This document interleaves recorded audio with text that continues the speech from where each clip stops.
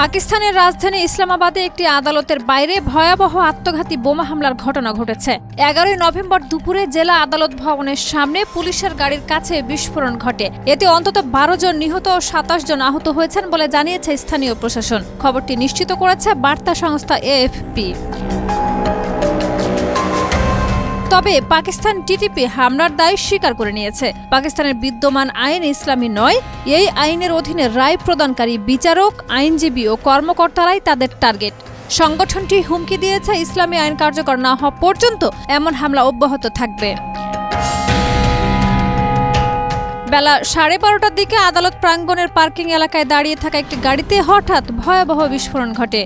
মুহূর্তে আগুন ছড়িয়ে পড়ে চারপাশে। বিস্ফোরণের তীব্রতা এতটাই বেশি ছিল যে 6 কিলোমিটার দূর থেকেও শব্দ শোনা যায়। ঘটনাস্থলে দাঁড়িয়ে থাকা আরও কয়েকটি গাড়ি ক্ষতিগ্রস্ত হয়।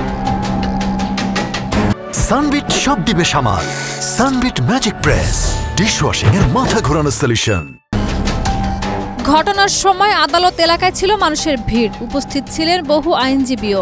বিস্ফোরণের পর পুরো এলাকায় চরম আতঙ্ক ছড়িয়ে পড়ে। তাৎক্ষণিকভাবে পুলিশ, ফায়ার সার্ভিস ও উদ্ধার কর্মীরা ঘটনাস্থলে পৌঁছে আহতদের উদ্ধার করে নিকটস্থ হাসপাতালে ভর্তি করে।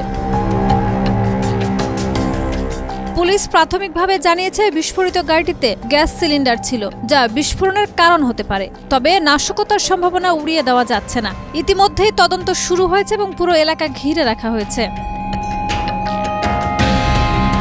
ঘটনার পর ইসলামাবাদ, রাওয়ালপিন্ডি ও পাকিস্তানের অন্যান্য প্রধান শহরে উচ্চ সতর্কতা জারি করা হয়েছে। শাহিদা রুবি, মাই টিভি।